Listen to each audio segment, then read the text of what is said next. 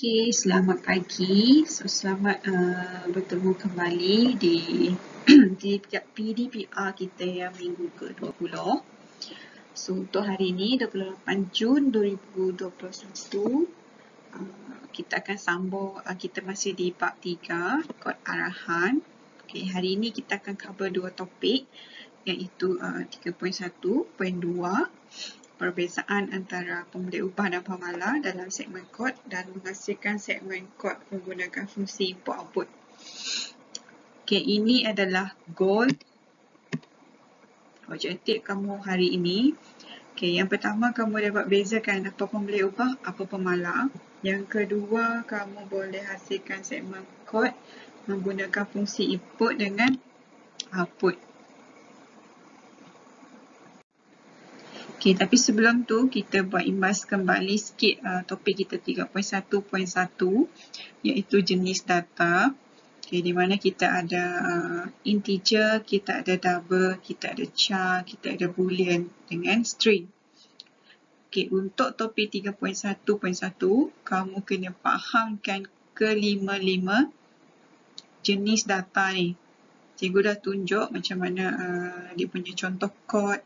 Okey, untuk string akan ada dia punya manipulasi dia.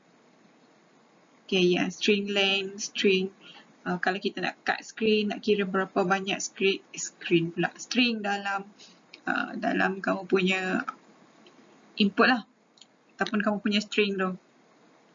Okey, untuk boolean ingat satu dengan kosong saja, true and false. Lepas tu aksara adalah satu benda je, satu aksara saja. Okay, kalau string ada macam gabungan semua aksara kan, bukan semualah, macam gabungan beberapa aksara baru dia jadi string. Lepas tu double ada titik perpuluhan, integer tak ada, di nombor bulat je. Okey, untuk topik 3.1.1, okey, di sini kamu akan belajar dua benda, iaitu pembeli ubah dengan pemalar. Okey, untuk pembeli ubah, apa benda pembeli ubah ni? Pembeli ubah adalah satu storan ingatan dalam komputer yang digunakan dalam atur cara. Okey, contohnya kamu nak isytiharkan satu-satu nilai kepada sama ada input ataupun output, kamu akan gunakan pembeli ubah. Okay, pembeli ubah ni akan simpanlah penilaian yang kamu nak simpan. Okay, dalam konteks pengaturcaraan, pembeli ubah ni digunakan untuk diwakilkan sesuatu data yang digunakan berulang kali oleh atur cara yang kita bangunkan. Kalau kita nak ulang-ulang kali nak guna benda tu untuk bagi nilai yang banyak kali lah, bukan satu kali, dia tak tetap, dia berubah-ubah, dia berulang-ulang, adalah pembeli ubah. Okey. Semasa tulis kod arahan, pembeli ubah ni disiharkan dan dibagi satu label, iaitu pengecam dengan nilai. Okey, kamu tengok gambar rajah ni. Okey, pembeli ubah untuk nama, okey, ini nama pembeli ubah kamu. Nama ni. Lepas tu Daniel ni nilai. Kamu nak umpukkan Daniel ni ke dalam pembeli ubah yang dibagi nama sebagai nama pembeli ubah. Itu adalah berkenaan dengan pembeli ubah. Okey, macam mana kamu nak isytiharkan pembeli ubah? Okay, sebelum tu kamu kena tahu setiap bahasa pengaturcaraan tu pengisytiharan dia tak sama. Dia akan ikut apa yang bahasa pengaturcaraan tu sokong. Contohnya dalam pengaturcaraan Python, dalam Python, pengisytiharan dia berlaku secara automatik dengan menetapkan nilai kepada pengecam sesuatu pembeli ubah. Okay, tanda sama dengan digunakan untuk kamu nak tetapkan nilai, kamu nak bagi nilai ke dalam pembeli ubah yang kamu dah buat tadi tu. Okay, contohnya, pengecam bagi pembeli ubah adalah nama. Ini nama bagi pembeli ubah. Nama dia. Nama yang kamu nak bagilah. Ini boleh lainlah. Kalau kamu nak bagi umur, letak umur. Kalau nak letak jantina, letak jantina. Okay. String. STR adalah string. Jenis data yang kamu belajar dekat 3.1.1. Okay. Lepas tu kamu masukkan nilai. Okay. Nilai kamu adalah Daniel bagi nama. Bagi pembeli ubah nama yang berjenis data string. Okay, ini adalah cara kamu nak isytiharkan pemboleh ubah dalam kod Python. Okay, sebelum kamu nak bina satu pemboleh ubah tu, kamu kena tahu syarat dia. Ada syarat dia tertentu. Sini, kamu tengok dekat list ni. Dekat sini. Okay, nama bagi pemboleh ubah, dia kena ada aksara A kecil sampai Z kecil ataupun A besar sampai Z besar dengan digit 0 hingga 9. Tak boleh ada 10, 11.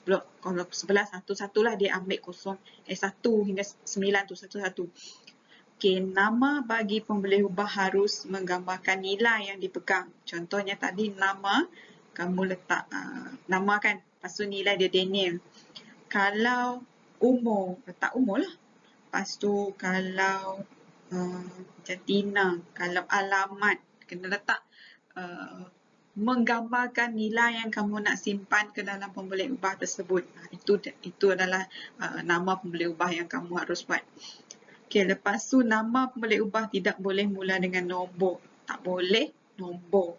Nama bagi pemboleh ubah tak boleh ada ruang kosong. Tak ada kosong. Macam ruang kosong nama murid. Kena letak something dekat tengah tu sama ada underscore, sengkang. Tak boleh letak ruang kosong. Okey, contoh pemboleh ubah dalam kod atau cara. Okey, pengisytiharan pemboleh ubah mengikut pengaturan Python. Ni tadi kita dah tengok kan macam mana pengisytiharan. Okey, dekat sini kita ada pemboleh ubah yang diberi nama sebagai nama. Lepas tu nilai Daniel. Okey, kamu nak print nama saya, lepas tu ambil nama. Jangan Daniel. Sebab kalau kamu letak Daniel terus, maksudnya semua orang nama dia Daniel. Nama kamu bukan Daniel, so kamu kena letak nama. Maksudnya nama ni tadi mewakili nama yang kita nak bagi dekat nilai tu. Kalau tadi kan cikgu cakap pemboleh ubah ni kita gunakan untuk berulang kali dan berubah. So itu gunanya kamu letakkan pemboleh ubah dan pegang sesuatu nilai. Bila kamu nak keluarkan, bagi output ke nilai tu, kamu panggil je nilai pemboleh ubah, nama pemboleh ubah. Contohnya ini nama. Okay, nanti akan keluar output nama saya Daniel. Kalau kamu letak nama Emilia, so print nama, nanti nama saya Emilia. So keluar nama yang kita bagi nilai ke atas pemboleh ubah tersebut. Okey, seterusnya pemala. Okey, pemala ni dia berbeza dengan pemboleh ubah disebabkan pemala dia tak berubah. Kalau pemboleh ubah dia berubah. Pemala ni tetap ingat mala, ingat tetap. Okey, contohnya pengiraan keluasan sesuatu bulatan. Nilai pi. Nilai pi sama kan? Setiap kali kamu nak guna formula guna pi, pi dia sama 3.142 ataupun 22/7. Okay, itu gunanya pemala. Ingat pemala adalah yang tetap. Contoh pemala dalam kod atau cara. Okay, untuk atur cara ni adalah bahasa pengatur cara Python. Okay, pi. Dia isytiharkan pi tu dulu. Pi dulu. Lepas tu dia isytiharkan jejari 1 sama dengan 3, jejari 2 sama dengan 5.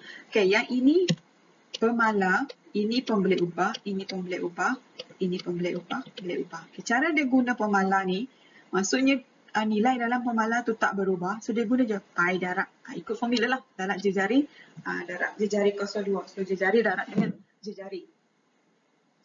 Okay, lepas tu nak print, dia print yang terakhir lah. Kalau luas bulatan 1, keluarkan output bagi luas bulatan 1. Dan luas untuk bulatan 2, panggil lah pemboleh ubah untuk bulatan 2. Okay, perbezaan pemboleh ubah dengan pemala. Kalau ikut ciri-ciri lah. Ciri-ciri pertama perubahan nilai. Kalau pemboleh ubah, nilai dia boleh berubah. Kalau pemala, nilai dia tetap dan tidak berubah. Okay, kalau dari segi nilai yang perlu diingatkan, pengatur cara program perlu mengingatkan label dengan nilai yang digunakan. Kalau pemala, tidak perlu untuk ingat label dengan nilai yang digunakan sebab nilai dia tetap, kamu tak berubah. Maksudnya kalau kita panggil pemala sama je dalam setiap line atau cara kamu. Okey, standard penggunaan nilai. Dia ada nilai standard. Kalau pemala, nilai dia standard sebab nilai dia tetap.